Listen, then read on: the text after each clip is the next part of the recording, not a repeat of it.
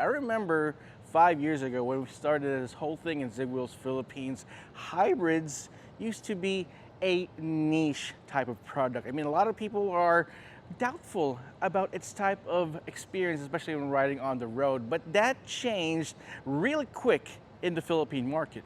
You see, while many people doubted its performance, what wasn't undoubtable is its fuel economy. You were able to save a lot of gas and save a lot of money, but there's a particular fork in the road when it comes to hybrids. It's either HEVs or PHEVs. Today we'll talk about why HEVs are actually more desirable and actually can benefit you even more than PHEVs, which is actually kind of like almost a full electric vehicle.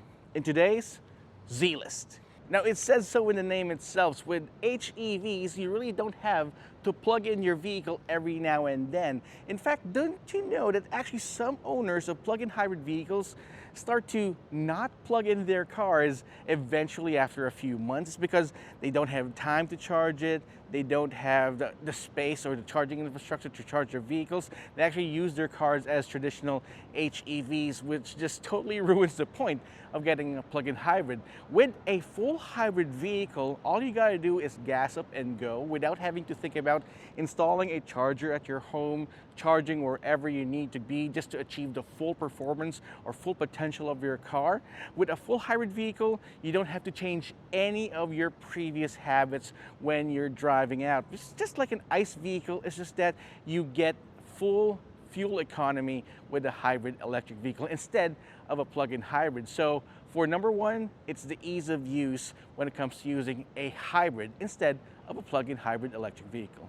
The number two, hybrid electric vehicles are actually more fuel efficient.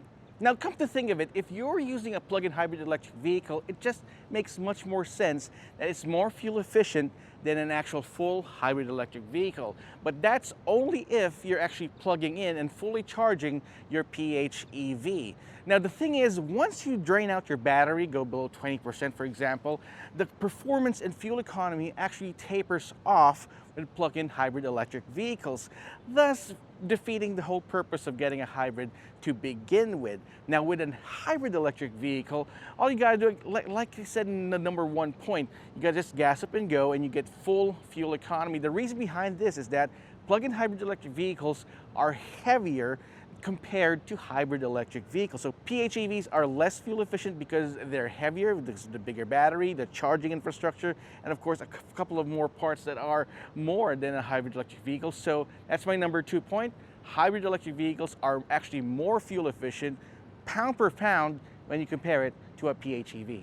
Number 3, hybrids are much cheaper than PHEVs. Now, I actually listed down a couple of hybrid vehicles that are lower than 1.5 million pesos, and I listed down at least nine cars that are below 1.5 million pesos that are full hybrids. But guess how many are plug-in hybrids? You're done? Yeah, 2. That's right, we only have 2 plug-in hybrids below 1.5 million as of filming.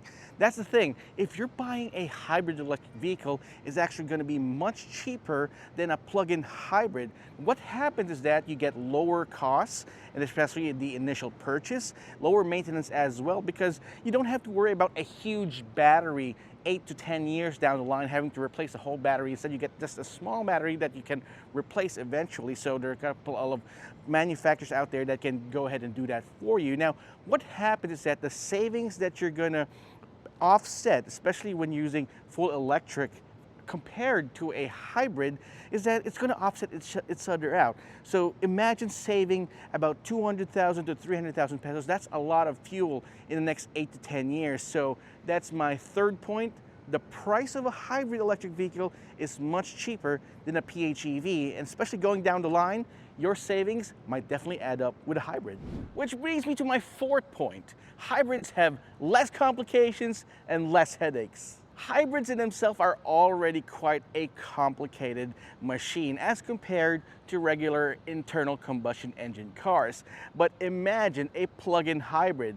Usually it has the engine, 1 or 2 batteries that are pretty big, almost EV-like. You got your charging mechanism, you got your cooling mechanism, and working all that in unison at the same time, synchronized all together, can be quite a hassle to fix, especially 8 to 10 years down the line.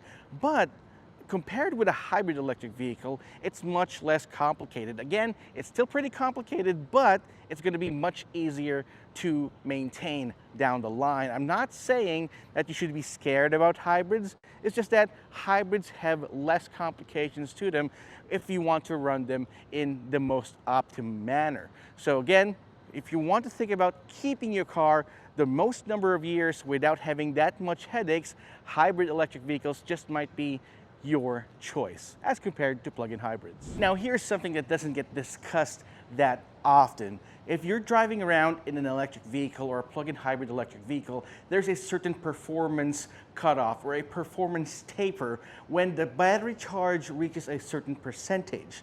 Now, when it comes to these EVs or plug-in hybrid electric vehicles, if it reaches a lower rate of percentage for the battery, you will actually feel a performance taper.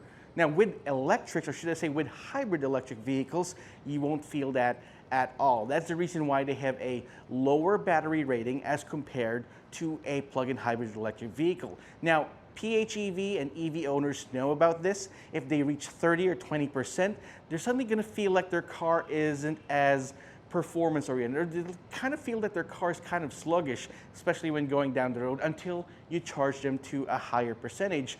Not with hybrid electric vehicles. No matter what rate of charge or gas amount level that you're getting with a hybrid electric vehicle, you still get whatever horsepower that the manufacturer says you'll be getting. So number 5, performance taper or performance cutoff will not be an issue when you drive around in a hybrid. Now on to my next point. Number 6, you won't have any charging anxiety. Charging anxiety is related to range anxiety because if you drive around in a plug-in hybrid electric vehicle, you want to get the most out of your car. And in order for you to get the most out of it, you have to be fully charged. Sure, your engine actually charges up your car as you drive, but you won't get the most out of it if you don't put it to 80 or 100%. Now with hybrid electric vehicles, that's not going to be a problem. Whatever performance that you get out of your car, you're going to get it from full to empty, and that's going to be a while because you're going to have full fuel economy when it comes to hybrids. But with plug-in hybrid electric vehicles, you're going to have to think about charging your car when you drive out to longer distances or when you reach. There's going to be an issue these days where actually people who drive around in plug-in hybrid electric vehicles charge their cars and actually park it on free charging stations, leaving no room for full electric vehicles to charge theirs. So there's going to be some charging guilt and charging anxiety.